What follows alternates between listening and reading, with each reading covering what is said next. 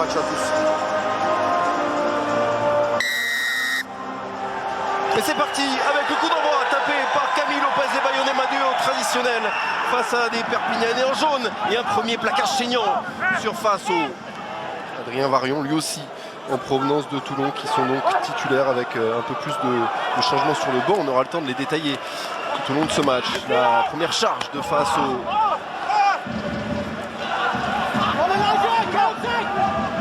Cochard qui cherche à dynamiser du jeu d'Ando. McIntyre, on est bien venu se proposer avec du Guivalou. Veredamou, c'est bien fait. La passe sur le pas avec Thomas Zoalan. Il y a un 2 contre 1 joué. Il a pu servir son ailier avec le premier essai de cette saison qui est inscrit par Ali Crossdale. Ce sont les Perpignanais qui frappent à Bayonne les premiers grâce à leur allié anglais, Ali Crossdale. Froid de réalisme, de pragmatisme côté catalan, on l'avait dit, géographiquement ils étaient cantonnés dans leurs 30 mètres depuis les 6-7 premières minutes de ce match, et sur leur toute première action, leur toute première incursion, par un mouvement d'école travaillé, on va se servir d'abord de la puissance, derrière le petit jeu de passe, la magnifique jeu de main de Veredamou qu'on a vu tellement bon la saison dernière, venir casser des plaquages et là jouer avec beaucoup de justesse ces petites actions de main. Derrière on va jouer tout sur le pas, c'est parfaitement fait et il faut toute la justesse de Thomas Zoalan. Maintenant que va tenter Thomas Zoalan, le buteur italien de cette équipe catalane, ça va passer 7-0 en faveur de Perpignan. Vous avez entendu les mots de Luc Ramos. On voit justement Lié qui monte très vite. En touchant le ballon, il n'y a pas d'intention d'intercepter. Donc il y a...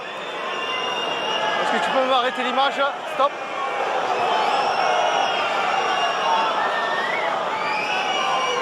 Donc là, il n'est pas en capacité de récupérer le ballon. Ok, et donc il y a un 3 contre 2, donc ça sera carton jaune. Numéro 11 jaune. Numéro 11. Carton jaune donc pour l'auteur du premier essai, Ali Crossdale. Pas d'essai de pénalité, Jonathan, c'est logique pour vous. Il reste plus que quelques centimètres. Le travail de sape des avants autour de Bordelais. Ballon relevé. Pour l'instant, la défense catalane qui est efficace, solide aux abords des rucks, mais les Basques qui enchaînent.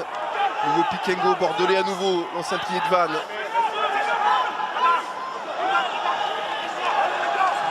Avantage hors jeu. Très concentré, un avantage en cours dont vont pouvoir bénéficier les Bayonnais avec cette passe de plus de Lopez pour Makala.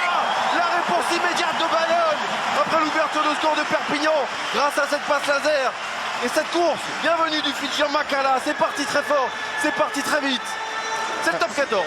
En tout cas pour un premier match, on va dire que les premiers quarts d'heure est explosif. On voit deux équipes avec beaucoup d'intention, beaucoup d'énergie. On voit ce jeu de sape fait de patience, de défi physique. Et là, toute la justesse de Kassim aller chercher toute petite passe supplémentaire, la maîtrise et l'expérience. Mais on n'a plus les 90 secondes comme l'an passé. Il va falloir accélérer les transformations. Celle-là passe sans problème pour Camille Lopez.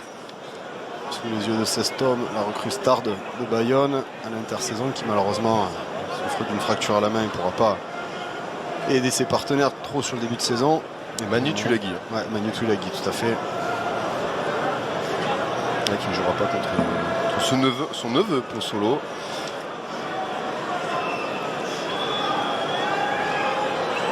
Tentative de pénalité de Thomas Zoalan qui va passer entre les poteaux et Perpignan qui reprend l'avantage. Dans ces tentatives, celle-là est un petit peu plus lointaine, un peu plus de 40 mètres des perches. La distance, la précision. Perpignan qui a lui aussi ailier très véloce qui se balade partout, j'ai annoncé les poteaux, qui bouge énormément et on voit tous ces jeux de passe, des choses simples, des 4 contre 2. On va chercher la petite sautée et derrière toute la vitesse, l'explosivité de l'ailier anglais qui va se défaire d'un plaquage, d'un deuxième et derrière le ballon sort extrêmement rapidement. Ça aurait pu être une action d'essai. On voit ici, vous voyez, tous les défenseurs bayonnais qui sont totalement hors jeu parce qu'il y a eu un ruck. Voilà. Il touche le ballon, traînard. Il n'a pas forcément fait exprès, on dit Bordelais de se retrouver sur cette trajectoire, mais c'est logiquement sanctionné parce qu'il pouvait y avoir grand danger. Ensuite, ballon sécurisé.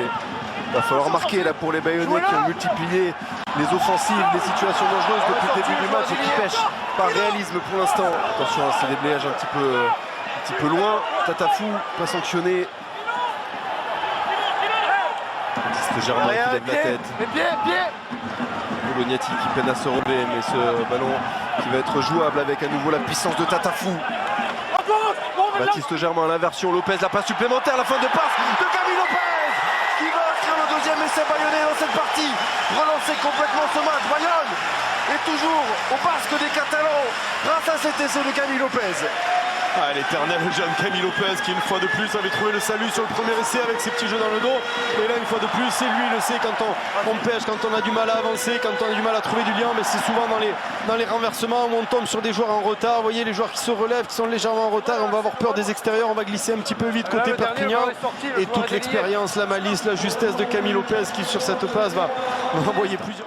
C'est le capitaine, c'est le guide de cette équipe, le joueur le plus utilisé en top 14 la saison dernière, qui a annoncé qu'il disputait certainement. Vous n'êtes pas en capacité de relever.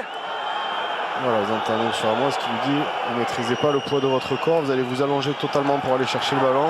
Voilà, ça semble un petit peu sévère parce qu'il va clairement attaquer le ballon, il cherche à le tirer, à le relever, le ballon est un peu loin. Stratégie de début de match, dès que l'occasion se présente, Tommaso Alan prend l'opportunité. Pour l'instant il est à 100%, le buteur italien.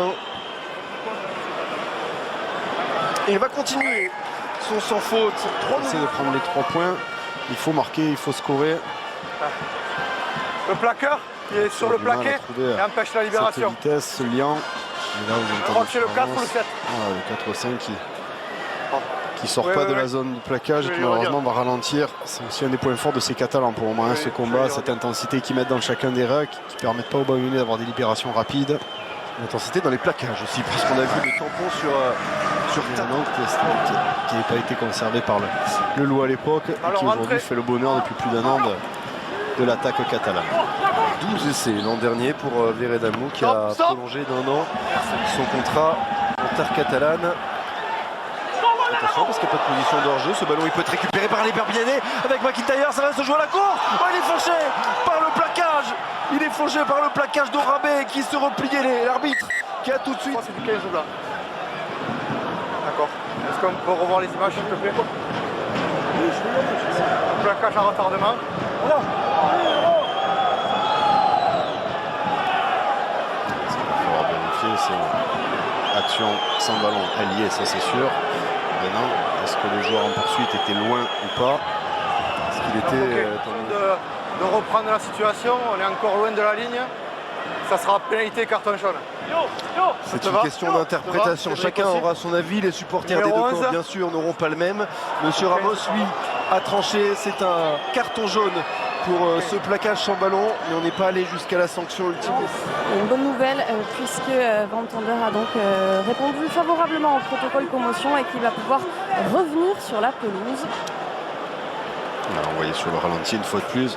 Présente face au poteau, pénalité très importante dans ce match qui va passer sans problème. Et Bayonne qui revient. Sur le jeu, des surnombres un petit peu partout. Second avec Makala. Makala, le travail d'appui, il a cassé un premier plaquage. Encore une fois, c'est un très gros plaquage, même si là, Guy arrive à s'en sortir. Il a trouvé du soutien, celui de Bruni. Bruni qui s'engage, qui est freiné, qui peut transmettre son ballon à Libertera. Il a du soutien. La Chistera qui n'arrive pas à destination. Il y avait 4 joueurs replacés.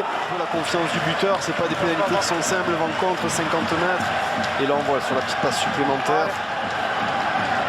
C'est la même faute que celle qui avait été sifflée en première mi-temps. Il n'y a pas d'initiative de récupérer le ballon. Sur un échec du bord de touche, celle-là, elle est lointaine. Camille Lopez qui ne veut pas regarder.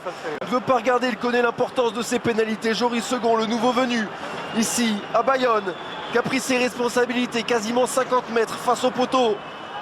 Une pénalité évidemment éminemment importante pour permettre à Bayonne de repasser devant. La distance encore une fois au rendez-vous. La précision aussi. Et Joris Second qui passe cet énorme coup de pied à 40 mètres les Catalans, il y a 80 mètres, on voit les organismes qui commencent à souffrir. On n'a pas l'impression qu'on est sur une première journée de top 14. Tant il y a du rythme, tant il y a de l'intensité, tant il y a du suspense. Et des Catalans qui vont même abdiquer et sortir ce ballon.